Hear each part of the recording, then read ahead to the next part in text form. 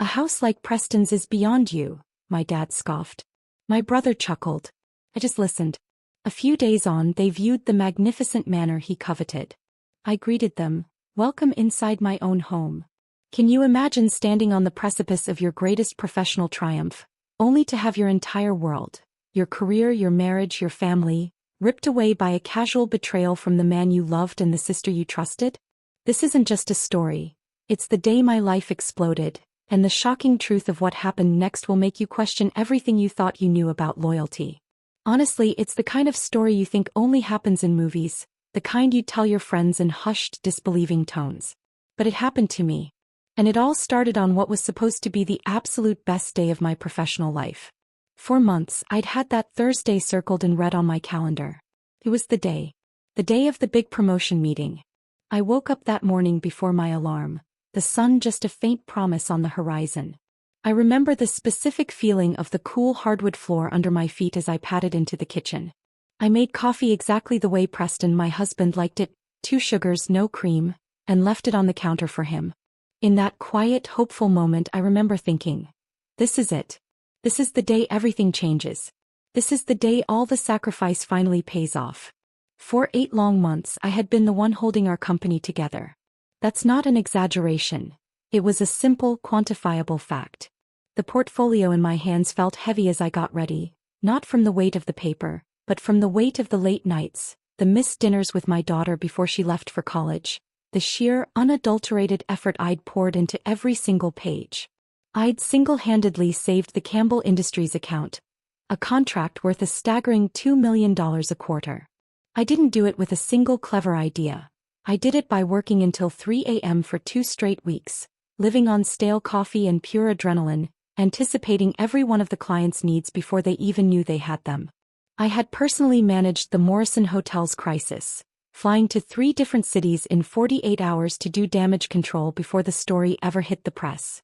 I had completely overhauled our digital marketing strategy from the ground up, a project everyone else said was too ambitious, and increased our engagement by a staggering 340%.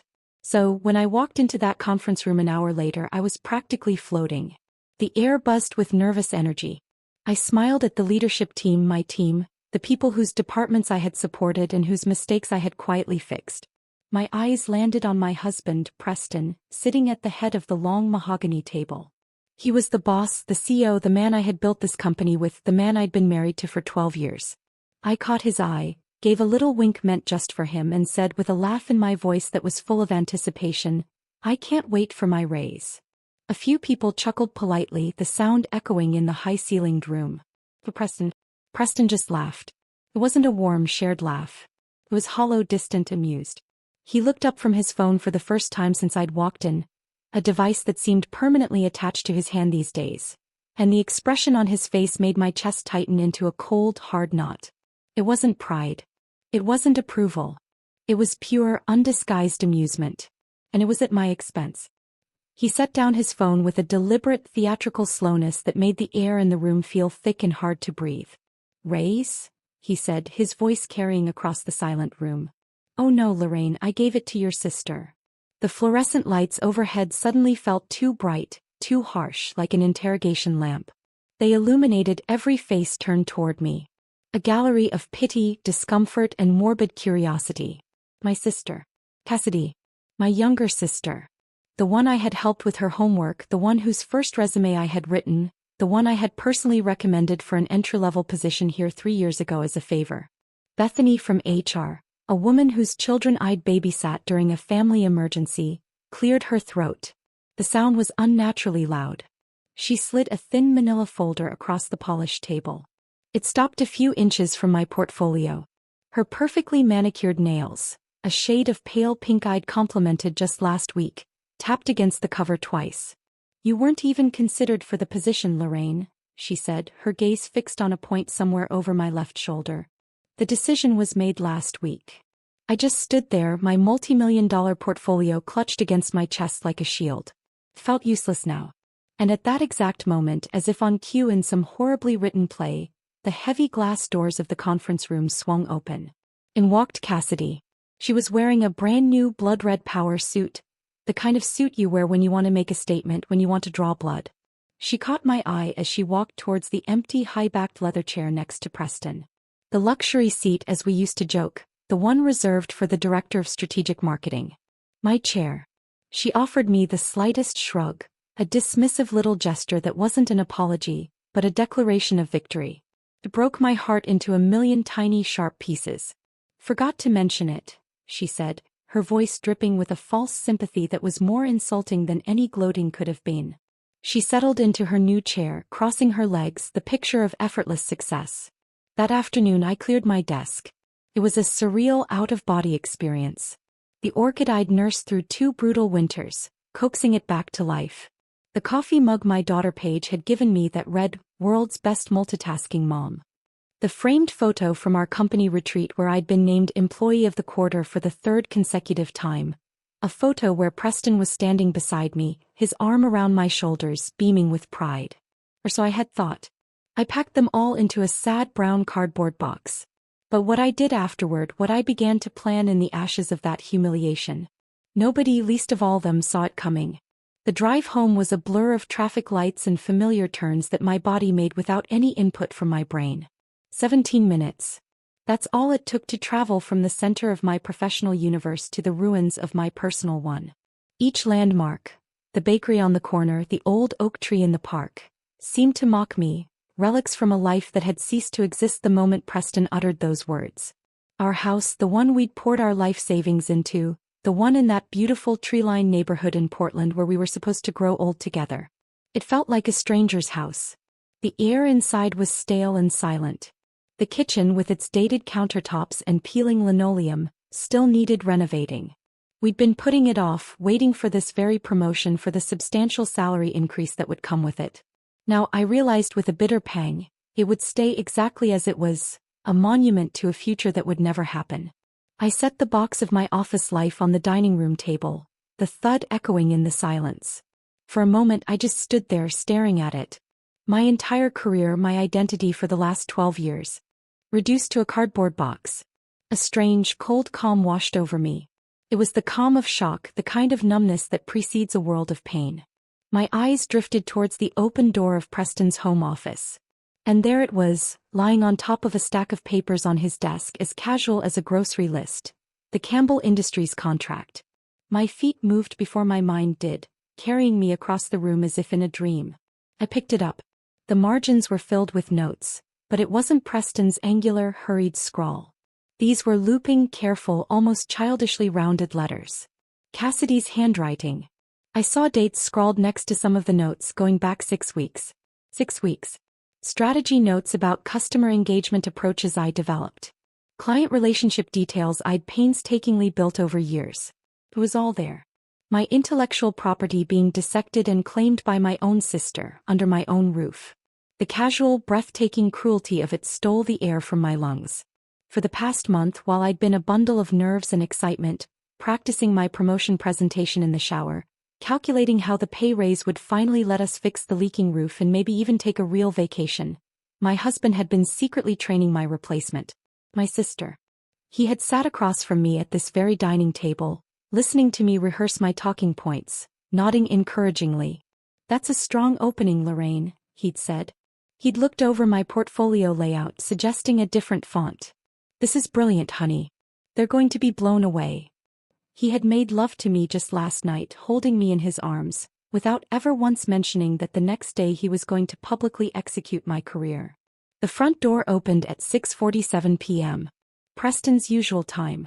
His keys hit the ceramic bowl by the entrance with their familiar, cheerful clink, a sound I used to love. His footsteps moved through the foyer, paused for a beat as he surely saw my box on the dining table, then continued into the kitchen. I was standing there holding a chef's knife, a half-chopped bell pepper on the cutting board in front of me. The motion was automatic, a phantom limb of a normal life. "Hey," he said, loosening his tie as he walked past me. "What's for dinner?" The absolute, stunning normality of the question made my hand tighten on the knife. He moved behind me to get a beer from the refrigerator, his cologne filling the small space between us. The same expensive cologne I'd bought him for Christmas, selected because it smelled like confidence and success. Now it smelled like lies. "Preston," I said, setting the knife down very carefully on the counter. I turned to face him.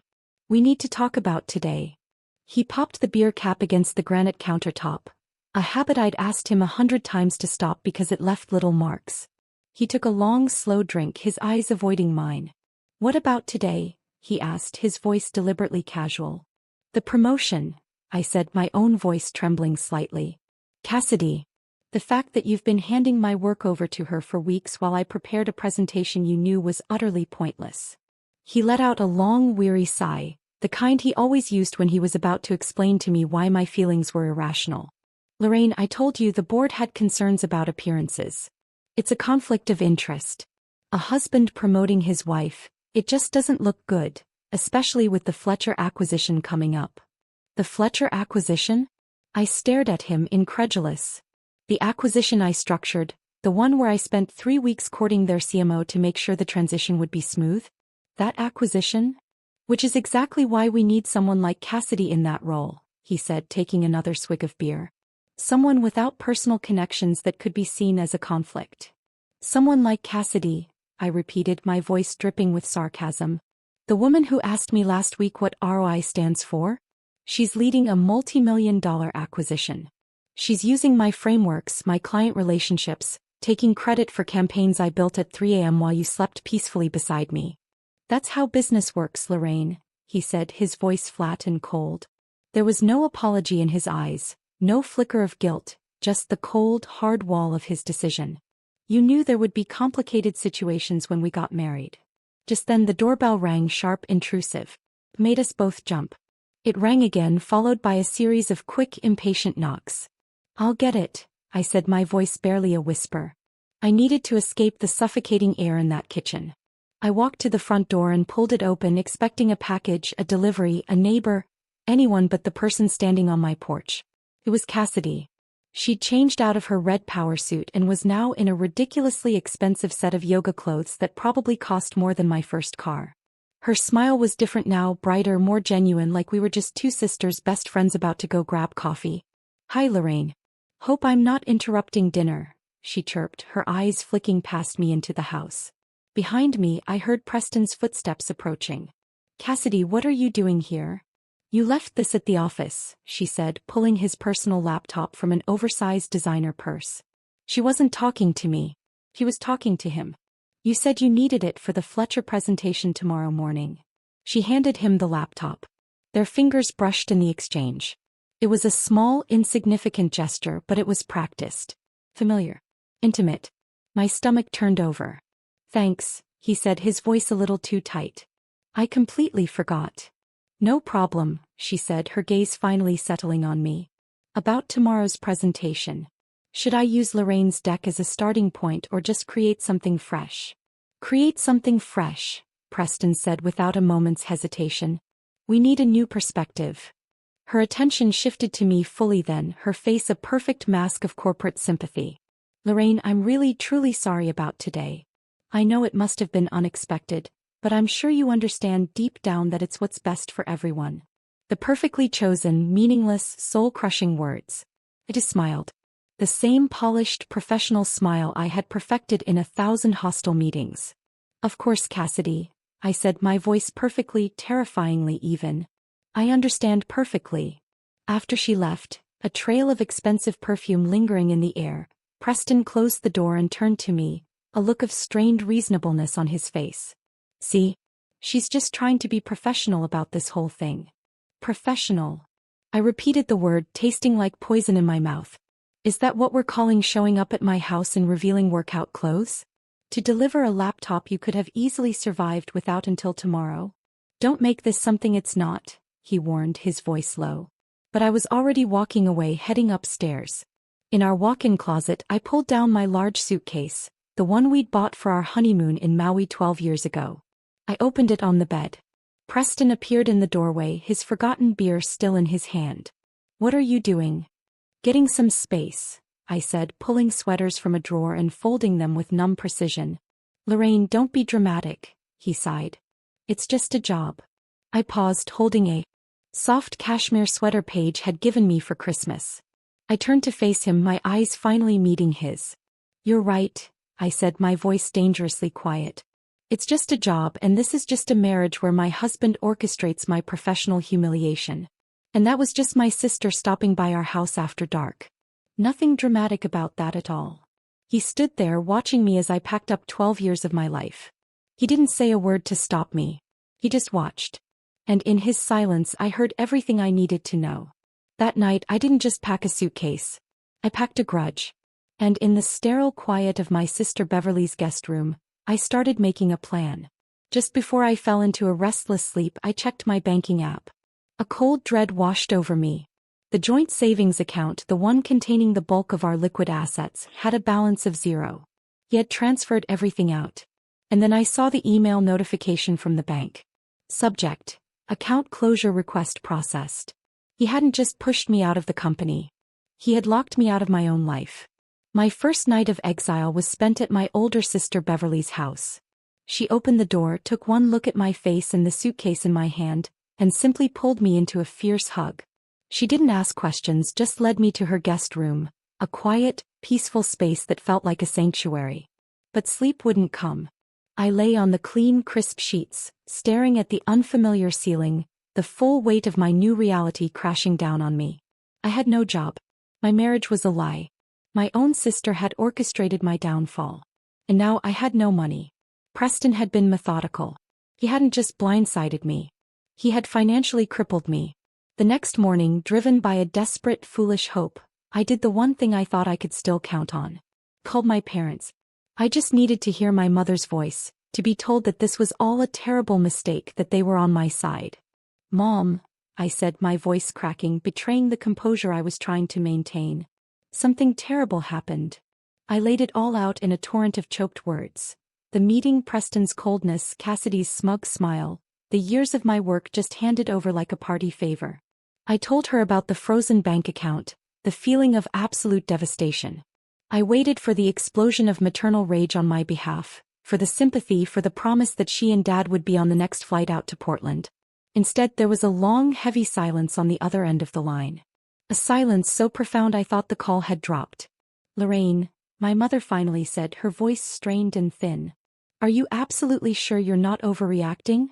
The blood drained from my face. I felt dizzy. "Overreacting, Mom?" He gave my job to Cassidy in front of the entire leadership team. He locked me out of our savings. "Well," she said, and I could hear the faint rumbling murmur of my father in the background coaching her. "Preston is a very successful man, a CEO. He's under a lot of pressure. He must have his reasons. And Cassidy, she's always looked up to you so much. Maybe you should see this as a chance for you to mentor her, to guide her." I couldn't form words. My throat closed up. "Mentor her, Mom? She conspired with my husband to steal my career. They're having an affair." The words tumbled out before I could stop them. "Now, Lorraine, don't use such dramatic, ugly language," my mother chided, her voice turning sharp. "You have no proof of that. You've always been so ambitious, so intense. Can be a lot for a man to handle. Maybe this is a sign you should slow down. Focus on being a wife. Cassidy is just better at being supportive. She knows how to make a man like Preston feel important. Perhaps you should learn a little from your sister. Know how to be softer, more agreeable with your husband." I hung up the phone without saying goodbye. It felt like I'd been slapped harder than any physical blow. It wasn't just a betrayal from my husband and my sister anymore. It was from my own parents. They had chosen a side, and it wasn't mine. They had always favored Cassidy, the pretty, charming one, while I was the serious, driven one. I see now that my success hadn't made them proud. It had made them uncomfortable. It had highlighted everything Cassidy wasn't. That night, huddled in the safety of Beverly's guest room, I realized I was utterly, completely alone. The despair was a physical thing, a heavy blanket threatening to suffocate me. I cried until I had no tears left, until my body was just a hollowed-out shell of exhaustion and grief. This was rock bottom. This was the point where you either shatter completely, or you start to piece yourself back together into something harder, something sharper. And as the first gray light of dawn filtered through the window, a different feeling began to stir in the pit of my stomach, overriding the grief. It was rage. A cold, hard, clarifying rage. A rage that burned away the tears and left behind a core of pure, unadulterated steel.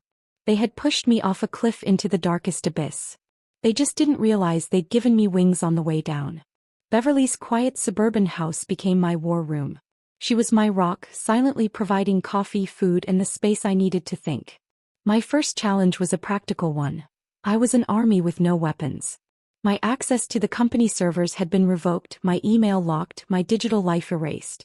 But Preston had made one critical, arrogant mistake. He underestimated my memory. He knew I was a brilliant marketer.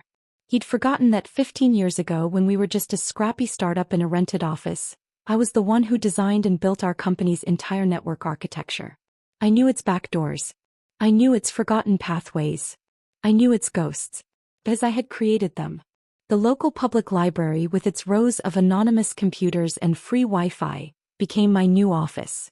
The smell of old paper and floor polish was a strange comfort in the chaos. For 3 solid days, from the moment it opened until the moment it closed, I sat in a corner corral, nursing a single cup of lukewarm coffee from my thermos, my fingers flying across the grimy keyboard of a public computer. It was a painstaking, nerve-wracking race against time. I could feel their IT department, my old team, closing the loopholes, patching the very holes I was slipping through. My screen would flicker, a connection would be lost, and I'd have to find another way in, using old administrator passwords I'd set a decade ago and prayed no one had ever bothered to change. My heart pounded with a mixture of fear and adrenaline.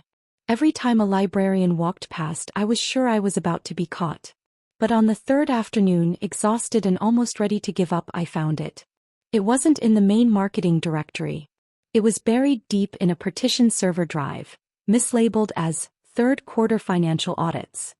A folder so boring no one would ever look inside. But the name of the single subfolder made the hair on my arm stand up. Project Nightingale. It was a code name Preston and I had joked about years ago for a hypothetical palace coup. He was using our old inside jokes to hide his betrayal. My hand was trembling as I clicked it open. It was all there. A meticulous, cold-blooded plan to oust me, dating back nearly a full year. There were emails between Preston and Cassidy, discussing my emotional overinvestment in clients as a critical weakness. There were falsified performance reviews I'd never seen, full of fabricated complaints from anonymous colleagues about my abrasive management style. There were detailed financial projections modeling the company's performance after my departure, with Cassidy at the helm. But it was the other files that made me physically ill. A subfolder labeled Travel and Entertainment. It was full of photos, dozens of them. Preston and Cassidy at a leadership conference in San Diego. A conference I knew for a fact I was supposed to attend before Preston told me it was cancelled last minute due to budget cuts. They were on the beach, laughing, his arm draped possessively around her bare shoulders. A picture of them kissing, the city lights of Chicago twinkling behind them on the balcony of a hotel suite I knew for a fact was booked on the company dime. Receipts for dinners at restaurants that cost more than my monthly car payment, for jewelry, for weekend getaways. All meticulously filed under Client Entertainment. The download bar crept across the screen, agonizingly slow. 98%. 99%. My entire body was tense. Just as the transfer completed and the little icon appeared on my flash drive, the screen went black. A single message appeared in white text: System alert. Unauthorized access detected. Your IP address has been logged. They'd found me. But it was too late. I calmly pulled the cheap USB drive from the port. On that tiny piece of plastic tucked safely into the pocket of my jeans, I held their entire conspiracy. I walked out of that library not as a victim but as a hunter with a pocket full of ammunition. Preston and Cassidy didn't just fire me. They set out to salt the earth so nothing could ever grow there again. The whispers started almost immediately, a coordinated and vicious smear campaign. I heard them through the grapevine, through the sudden awkward silence when I called former colleagues, through the job interviews that were inexplicably cancelled at the last minute. Did you hear about Lorraine? They said she was fired for gross incompetence. Couldn't handle the pressure. No, I heard she was caught padding her expense reports. Apparently, it was thousands of dollars. Someone I trust told me she was having an affair with the CEO of the Campbell account. And when Preston found out, he had to let her go to save the contract. It was diabolical in its precision. They weren't just attacking my work. They were attacking my character, my integrity, the professional reputation I had spent 15 years building with honesty. And hard work was being systematically dismantled lie by lie. I sent out dozens of resumes. I was overqualified for most of the positions. Yet my phone remained silent. The few interviews I did get were tense and strange. The interviewers would look at my stellar resume, then look at me with a kind of pitying suspicion. I was radioactive. The lowest point came when I reached out to Mark, a senior manager I had personally mentored for 5 years. We'd been friends. I'd gone to his wedding, celebrated the birth of his first child. I had championed him, pushed for his last 2 promotions. I called him, my voice stripped of all pride, simply asking if he could act as a professional reference, if he could just speak to my work ethic and character. There was a long, uncomfortable pause. "Lorraine, I can't," he stammered, his voice laced with a discomfort that was almost worse than outright refusal. "Things are really complicated here right now. Preston's made it very clear that, well, that anyone still in contact with you is also having their loyalty questioned." "So that's it?" I asked, my voice hollow. "After all those years, after everything I did for you, you're just going to let them destroy me with lies?" "I have a mortgage, Lorraine," he said quietly, his voice full of shame. "I have 2 kids in private school. I'm sorry. I really am." He hung up. That betrayal from someone I had trusted and supported cut deeper than I expected. It was a brutal lesson in corporate survival. When the ship is sinking, the rats don't just flee. They'll chew off your leg to use as a flotation device. But their scorched earth campaign had an unintended side effect. It made them sloppy. They were so focused on assassinating my character and rewriting the past, they didn't pay enough attention to their present. And that's when I decided it was time to stop defending myself and start investigating them. If they were going to accuse me of financial misconduct, I was going to find out where the real rot was. And thanks to the files on my flash drive, I had a pretty good idea exactly where to start digging. I knew I couldn't win this war alone.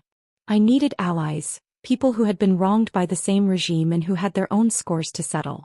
My first call was to Eliza Carter. Finding her wasn't easy. After being forced out, she had practically vanished from the professional world. There was no updated LinkedIn, no new job announcement. It took 2 days of deep diving online, but I finally found her name listed as a part-time bookkeeper for a small family-owned construction company in a dusty industrial park on the outskirts of the city. I walked into the cluttered office, the air smelling of sawdust and coffee. Eliza was sitting behind a metal desk, looking smaller than I remembered. Her once sharp business suits were replaced by a faded cardigan.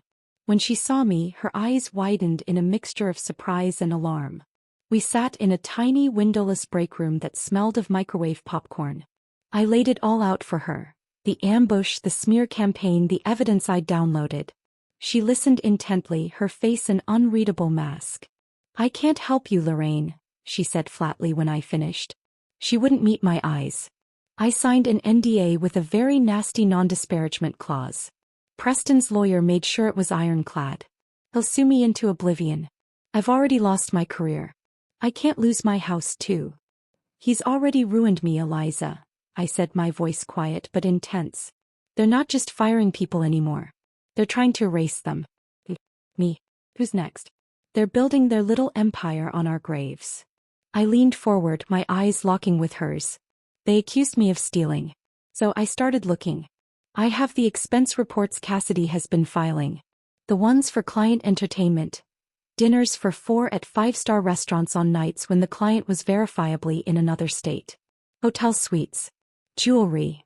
I saw a flicker of something in her eyes. The righteous anger of a fellow accountant who despises sloppy fraud. He's gotten arrogant, I pressed on. And she's a fool. She's not just padding expenses anymore. She's committing wire fraud, billing hours to federal contracts for work that was never performed. It's not just mismanagement. It's a felony. And your signature is on the last clean set of books. Mine is on the project she's taking credit for. We are the only 2 people on Earth who can piece the whole ugly story together and prove it. She was silent for what felt like an eternity. Her fingers tracing the rim of her styrofoam coffee cup.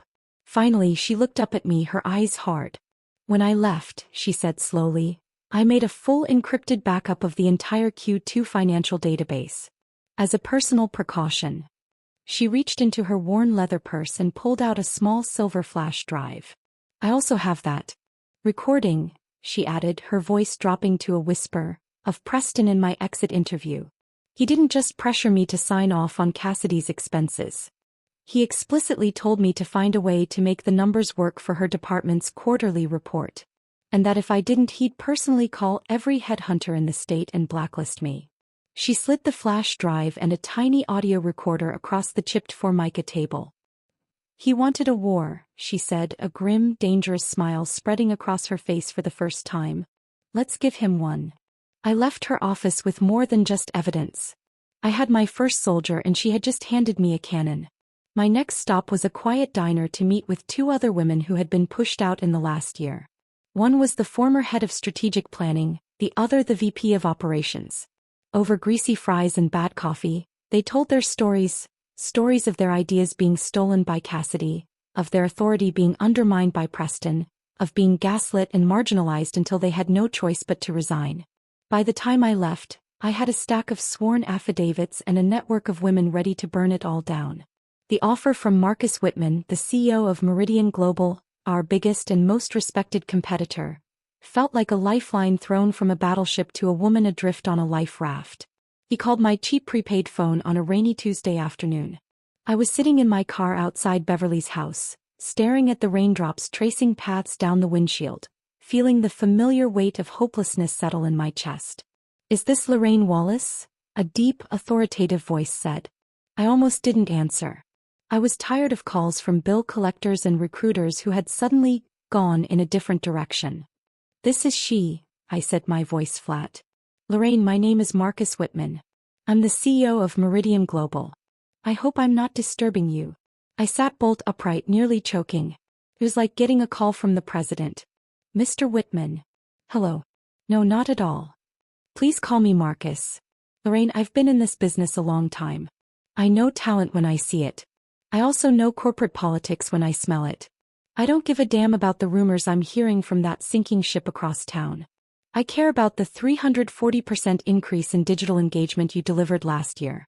I care about the fact that you single-handedly saved the Campbell Industries account from walking out the door. I care about results."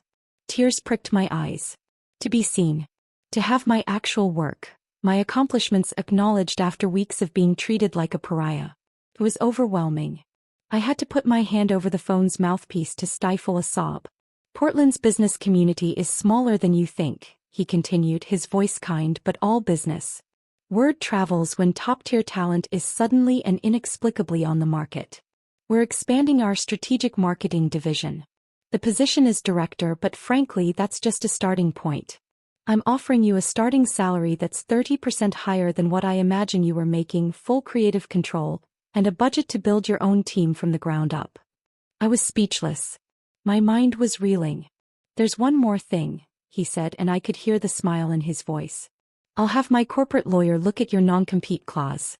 Given the circumstances of your departure, which I suspect constitute constructive dismissal, I'm willing to bet we can drive a truck through it. You bring me 3 of your former major accounts, and I'll make you vice president within 6 months. What do you say, Lorraine? Are you ready to come play in the major leagues?" Standing in that dreary, rain-soaked driveway, I felt the first real spark of hope ignite into a blazing fire. This wasn't just a job. This was a platform. This was a war chest. This was redemption. "I accept," I said, my voice steady and clear for the first time in weeks. "When can I start?" "Monday," he said. "Welcome to Meridian, Lorraine. I think we're going to do great things together." I ended the call and let out a breath I didn't realize I'd been holding for a month. The game had just changed. I was no longer a desperate, unemployed woman fighting for scraps. I was the incoming director at Meridian Global, and I had an army to build. My next call was to my daughter, Paige. I had tried to shield her from the worst of it, feeding her vague assurances that I was just taking a break. But I needed her now, not just for her emotional support but for her skills. "Mom, you sound different," she said, her voice sharp with perception after I told her the news. "You sound like you again." "I have a fight on my hands, sweetheart. A big one. And I need your help."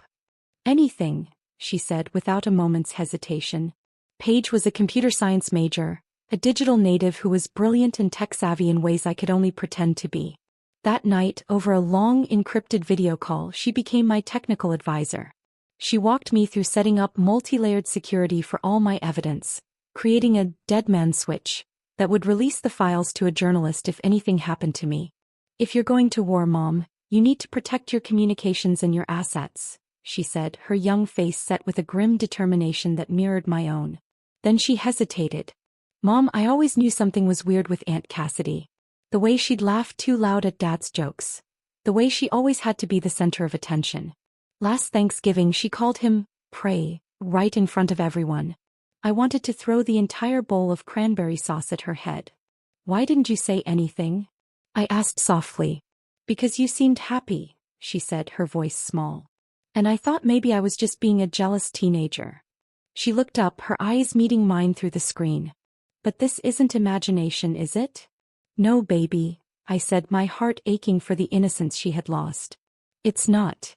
I now had my most important ally. The Wallace women were officially going to war. With a new job secured and my evidence safely encrypted and backed up in 3 separate locations thanks to Paige, it was time to move from defense to offense. Preston and Cassidy thought they were fighting a ghost. They had no idea I was about to bring the whole haunted house down on top of them. My first move was quiet, precise, and aimed directly at the heart of their power structure. It was an email drafted and redrafted 17 times until every word was a perfectly sharpened, poison-tipped dart. It wasn't an accusation. It was an expression of grave concern regarding potential fiduciary mismanagement and its impact on shareholder value. I sent it from a secure, anonymous email address to a single, very carefully chosen recipient.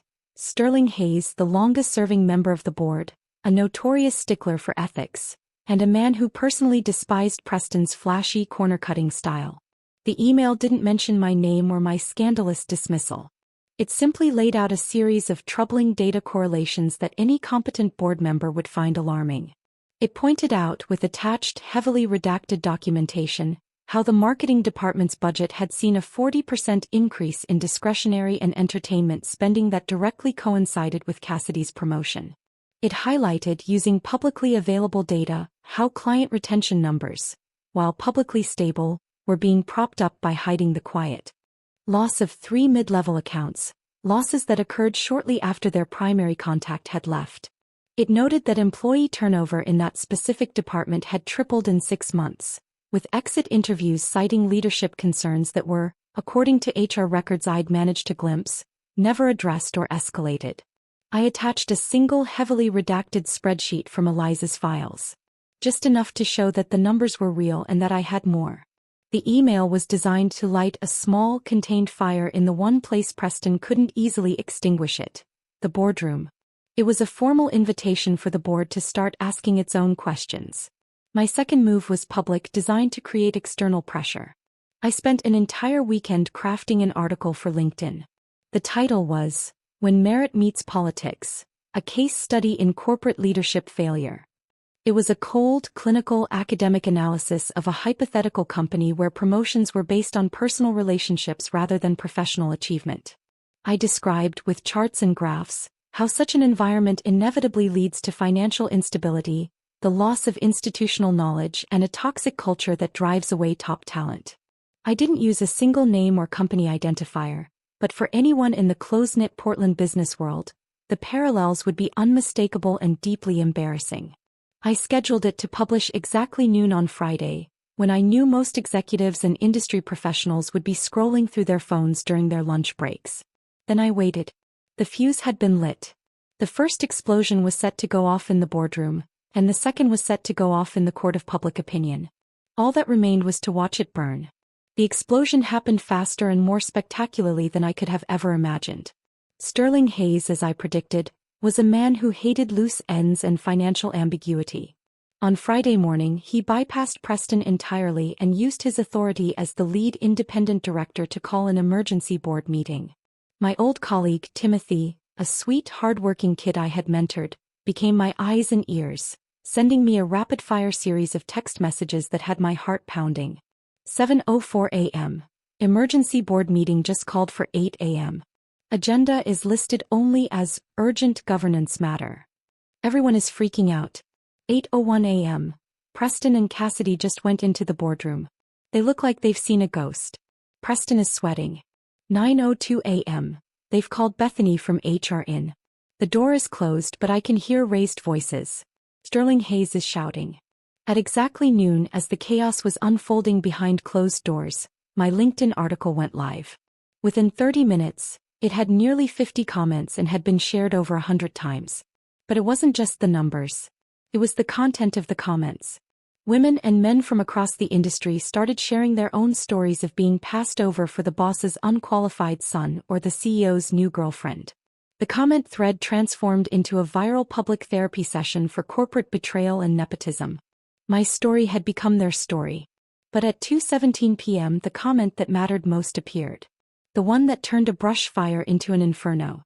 It was from Robert Campbell, the powerful and widely respected CEO of Campbell Industries, our most valuable client. He wrote simply, an insightful and troubling analysis. Leadership transitions should never compromise project continuity or client relationships. I am becoming concerned about recent changes affecting our account management. I would appreciate a direct conversation with Lorraine Wallace regarding the ongoing campaigns she initiated. He had tagged me publicly. It was a kill shot. My cheap prepaid phone rang within minutes. It was Robert's direct line. Lorraine, he said, his voice grim and devoid of pleasantries. I just found out about your departure this week. This is unacceptable. We have $2 million a quarter invested in strategies you personally developed. I just had a deeply unsettling call with Cassidy. She couldn't answer a single basic question about our target demographics for fourth quarter. She didn't even know we had shifted our focus to the Southwest market. I'm sure she'll get up to speed, I said. My voice a perfect model of professional neutrality. There's no time for that, he snapped. She tried to tell me the new strategy was her idea. I know for a fact you presented it to me yourself 6 months ago. We need you, Lorraine. If you're available for independent consulting, Campbell Industries will retain your services immediately at any price. Actually, Robert, I said, a slow, triumphant smile spreading across my face. I've accepted a position with Meridian Global. I start on Monday. There was a stunned pause on the other end of the line. Then a hearty booming laugh. Marcus Whitman finally made a smart move. Good for him. Good for us. Expect a call from my legal team first thing Monday morning. We're moving our account. The first domino had just fallen, and it was a big multi-million-dollar one. After Robert Campbell's call, the dam broke. It was a flood. By 4 p.m. my phone, which had been silent for weeks, was buzzing incessantly. 2 more major clients, Morrison Hotels and Pinnacle Brands, had seen Robert's public comment on LinkedIn and called Preston directly, threatening to pull their multi-million-dollar contracts. They both specifically cited the unacceptable and unexplained loss of their primary strategic contact. Me. Preston, clearly in a full-blown panic and demonstrating the poor judgment that was about to become his trademark, did something incredibly stupid. He had Cassidy send out a company-wide email. In it, she attempted to take sole, explicit credit for every major success the company had had in the past year. The Campbell Industries relationship, the Morrison Hotels crisis resolution, the digital marketing overhaul that had won us 2 industry awards. It was a desperate, blatant, and easily disprovable lie. What she didn't realize, what neither of them knew, was that I was 1 step ahead. Earlier that morning, anticipating a move like this, I had sent a little care package from a secure email address to my personal contacts, the VPs of marketing at each of those client companies. The package contained the original unalterable project files, complete with embedded metadata showing my name as the author and a full revision history tracking my work over months.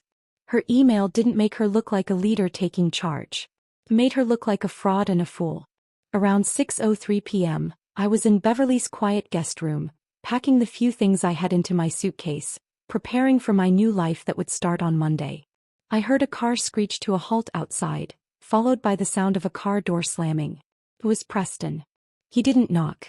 He stormed up the walkway and pounded on the door like he was trying to break it down. Beverly opened it, a formidable protective presence blocking his path. You are not welcome here, Preston. I need to talk to my wife. He was pleading, his face pale and blotchy, trying to push past her. I walked to the doorway, calm and composed. There's nothing left for us to say. His eyes, when they met mine, were wild with a desperation I'd never seen before. Lorraine, please, he begged. You have to stop this. You have to call Robert Campbell back. Tell him it's all a misunderstanding. Destroying everything we built. No, Preston, I said, my voice as cold and hard as steel. I'm not destroying what we built. I'm watching you destroy what you and my sister stole. He flinched as if I'd physically slapped him. That's not fair, he whimpered. Fair. I laughed, a bitter, sharp sound that held no humor. You want to talk about fair? Was it fair when you humiliated me in front of my colleagues? Was it fair when you conspired with my own sister to ruin my career and my reputation? Was it fair when you locked me out of my own bank account and left me with nothing, not even enough for a proper divorce lawyer? He actually had the gall to look shocked, as if this thought had never occurred to him. That was Cassidy's idea, he blurted out, his voice rising in panic. She said, if we didn't cut you off financially, you'd try to fight back, try to take half of everything. She was just trying to protect the company. The ease with which he threw her under the bus was sickeningly predictable. He wasn't a king. He was just a coward who had briefly worn a crown. She is not some random girlfriend, Preston. She's my sister. I spat the words at him. And you're my husband. Or at least you were. Lorraine, please. He begged, his voice cracking, all pretense of power gone. He was just a scared little man watching his world crumble. I'll give you the promotion. I'll give you a 50% raise right now. I'll fire Cassidy tomorrow morning. We can fix this. We can go back to how it was. I just looked at him, at this pathetic, broken man groveling on my sister's doorstep. And I felt nothing. The love was gone. The anger had cooled, and all that was left was a vast, empty pity. It's too late, I said softly but with absolute finality. I've already accepted a position at Meridian Global and Campbell Industries, Morrison Hotels and Pinnacle Brands. They're coming with me. I took a step back from the door, a silent dismissal. You should probably go home and talk to your lawyer, Preston. I have a feeling you're going to need one. Beverly, without a word, closed the door gently but firmly in his face. The war wasn't over, but I had just won the decisive battle. Monday morning at Meridian Global felt like stepping through a portal into a different universe. The building itself was a statement, gleaming glass and steel that soared into the Portland sky, a testament to success built on competence, not connections. The lobby was filled with light and the quiet hum of purposeful activity. My new office was a corner suite on the 22nd floor with floor-to-ceiling windows that looked out over the entire city. On clear days, you could see the majestic snow-capped peak of Mount Hood. It was a view that promised perspective. On the expansive mahogany desk sat a simple, elegant nameplate. Lorraine Wallace, Director of Strategic Marketing. Not someone's wife. Not someone's afterthought. Just my name, my achievement. I sat down in the soft, expensive leather chair, ran my hand across the smooth, clean surface of the desk, and for the first time in what felt like a lifetime, I took a deep, shuddering breath and felt it fill my lungs. The work was a whirlwind, but a wonderful one. My old clients, true to their word, began the process of transitioning their multi-million-dollar accounts. Marcus Whitman was a true leader. He gave me his full support, the resources I needed, and then got out of my way and let me do my job. My new team was a hand-picked group of smart, dedicated, and respectful professionals. They listened to my ideas, challenged them constructively, and executed them brilliantly. They respected me not because I was married to the boss, but because my strategies worked. Within the first month, we had not only secured my old clients, but had also landed a major new account that my old company had been chasing for years. I was not just surviving, I was thriving. But the real bombshell, the one that ended the war for good, dropped on a rainy Tuesday morning about a month into my new job. The business-specific quarterly, the most respected financial journal in the region, published a front-page exposé by a sharp, relentless investigative journalist named Catherine Vololov. The title was, "The House of Cards, a story of nepotism, fraud, and corporate decay at Cascade Marketing." Catherine had done her homework. She had taken the breadcrumbs I had given her and had followed the trail all the way to its rotten core. She had spoken to Eliza. She had spoken to the other women I'd connected her with who had been pushed out. She had found a dozen other anonymous sources from inside the company, all telling the same story of a toxic culture of fear and favoritism. She even had the full, unedited audio recording of Preston threatening Eliza. The article laid out in meticulous, damning detail the financial irregularities, the fraudulent expense reports signed by Cassidy, the culture of lies, and the mass exodus of talent. The article never mentioned my name once. I had insisted on it, but it painted a devastatingly clear picture. A once prominent Portland marketing firm being run into the ground by an incompetent, arrogant CEO who had promoted his unqualified mistress, who also happened to be the sister of his highly competent, recently departed wife. The fallout was immediate and catastrophic. The company's stock, which was publicly traded, plummeted 40% in a single day of trading. The remaining board members, led by a furious Sterling Hayes, forced Preston to resign in disgrace to avoid a shareholder lawsuit. Cassidy was fired unceremoniously, escorted out of the building by security with a single box of her belongings, a perfect poetic echo of my own departure. I received a text from my daughter Paige that afternoon. It was a screenshot of Cassidy's LinkedIn profile. Her job title had been updated, seeking new opportunities in strategic marketing. Underneath, a former colleague had left a single brutal public comment: "Good luck with that." I didn't feel the rush of giddy victory I might have expected. Instead, I just felt a quiet, profound sense of justice, a sense of order being restored to the universe. They hadn't just lost their jobs, they had lost their reputations. And in the small, insular world of our industry, that was a fate worse than a corporate death sentence. The house of cards they had built on my back had finally, spectacularly collapsed. 1 year later, I was no longer a director. I was Meridian's chief marketing officer and its newest board member, the youngest woman ever appointed to the position in the company's 42-year history. Our division's revenue had tripled. Employee satisfaction scores in my department were the highest in the company. I hadn't just rebuilt my career. I had built an empire from the ashes of betrayal. The invitation to be the keynote speaker at the annual Pacific Northwest Marketing Summit was the cherry on top. 3,000 industry professionals, my peers, would be there. The topic they'd asked me to speak on was building ethical and merit-based corporate cultures. The irony was so thick I could taste it. Standing backstage in the wings, I adjusted the small microphone on my lapel and peeped through the heavy velvet curtain. The auditorium was a vast, cavernous space, packed to the rafters. And then I saw him. 7 rows back on the aisle. Preston. He looked diminished. That was the only word for it. His once perfectly tailored suit now hung loosely on a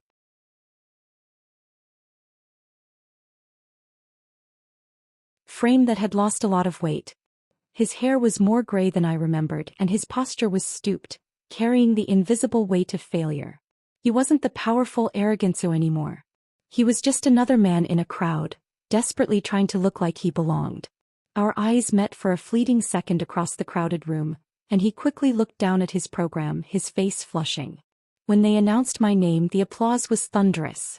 It washed over me as I walked onto the stage into the warm, bright lights. I looked out at the sea of faces, at the people who had once whispered rumors about me, and I felt a profound sense of peace. 2 years ago, I began, my voice steady and clear, carrying to the furthest corners of the room. I believed that hard work guaranteed recognition. I believed that excellence would always triumph over politics. I believed that the people closest to us, our family, would be the ones to champion our success rather than steal it. I paused, letting the words hang in the air, letting the weight of them settle. I was wrong. And that painful public lesson taught me something invaluable. Meritocracy isn't something that just happens naturally. It's something we have to build, protect, and defend fiercely every single day. For 45 minutes, I laid out my blueprint for success. I shared case studies from Meridian's incredible growth. I talked about creating environments of psychological safety. I spoke about the tangible bottom-line value of integrity. I never mentioned his name. I never mentioned his company. I didn't have to. Everyone in that room knew the story behind the story. The standing ovation lasted 4 full minutes. As I walked off stage, my heart soaring, my phone buzzed in my pocket. It was a text from an unknown number. From him. "Lorraine, please. 5 minutes. I just need to explain, to apologize." I looked at the message for a long moment. Then I deleted it without responding.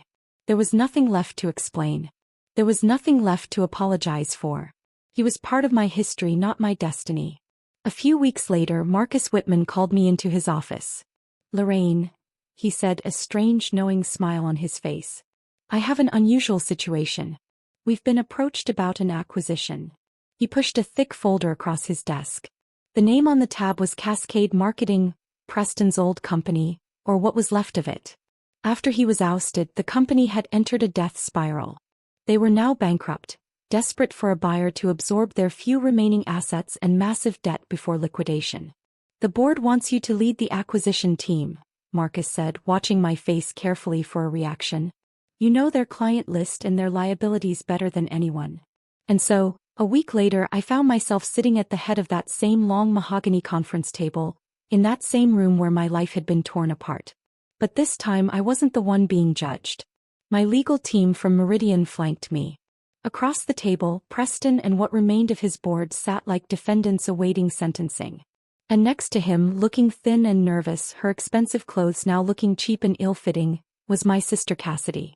She was there as a major shareholder, her stock now worthless. "The terms of the acquisition are non-negotiable," I began, my voice cool and professional as I opened the folder.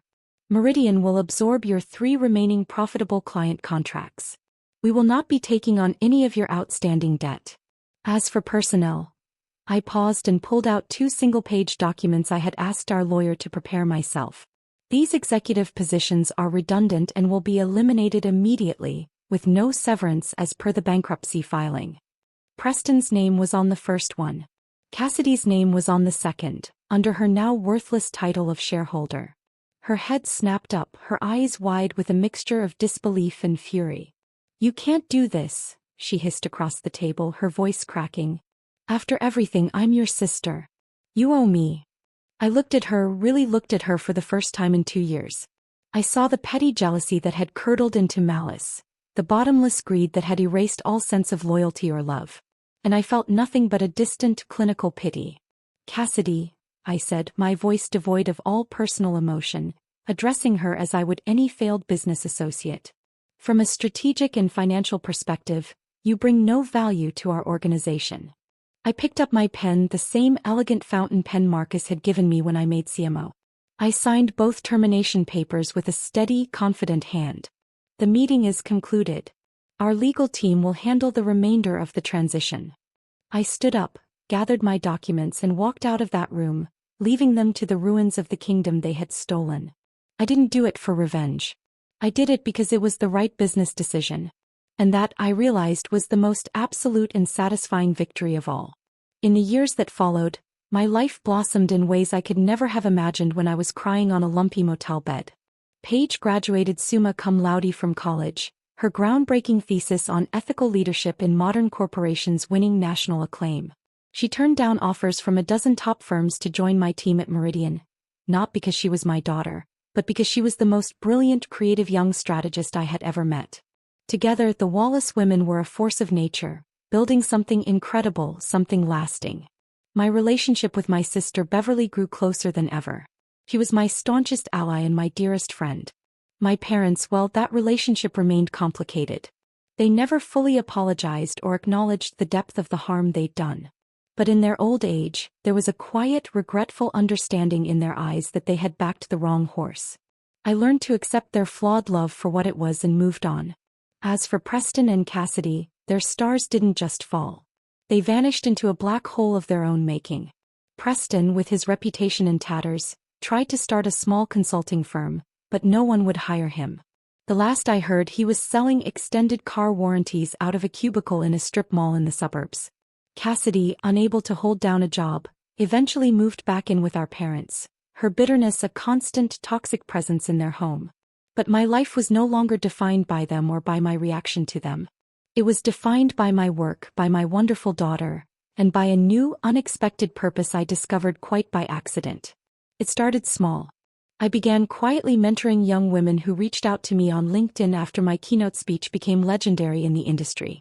Women who were stuck in toxic work environments, who were being gaslit, whose ideas were being stolen, who were being told they were too emotional or too ambitious. I'd listen to their stories, which were all variations on my own. I'd give them advice, help them polish their resumes, and when I saw real untapped talent, I'd make a quiet call to a contact and open a door. It grew into something bigger, something more meaningful than any marketing campaign.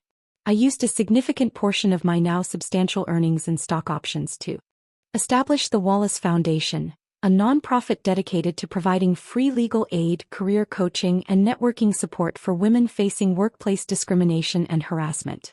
We helped women fight illegal NDAs, negotiate fair severance packages that allowed them to land on their feet, and find new jobs in companies that would value them. One evening I was at a fundraiser for the foundation. The room was buzzing with the energy of hundreds of women, lawyers, doctors, artists, executives, all of whom had been touched by our work in some way. A young woman came up to me, her eyes shining with unshed tears. Her name was Grace. We had helped her leave an emotionally abusive boss a year prior, and now she was a rising star, a VP at a major tech firm. "You don't just give advice, Lorraine," she said, grabbing my hand, her grip surprisingly strong. "You give people their power back. You don't just open doors, you teach us how to build our own. You changed my life." Looking at her, at all the powerful, resilient women in that room whose lives we had touched, I finally understood. The betrayal, the pain, the public humiliation. It wasn't the end of my story. It was the crucible that had forged me into the woman I was always meant to become. My true legacy wasn't the titles on my business card or the numbers on my balance sheet. It was this. It was the ever-widening circle of women helping other women, turning their pain into purpose, their scars into strength. Preston and Cassidy had tried to bury me deep in the cold, dark earth. They never imagined that they weren't at a funeral. They were at a planting. Thank you so much for listening to my story. If it resonated with you in any way, if you've ever felt overlooked, underestimated, or betrayed, please know that you are not alone. And know that your greatest strength is often forged in your deepest pain. I'd be honored if you would share your own thoughts or a piece of your own story in the comments below. I read every single one and they give me strength. Take care of yourselves and each other.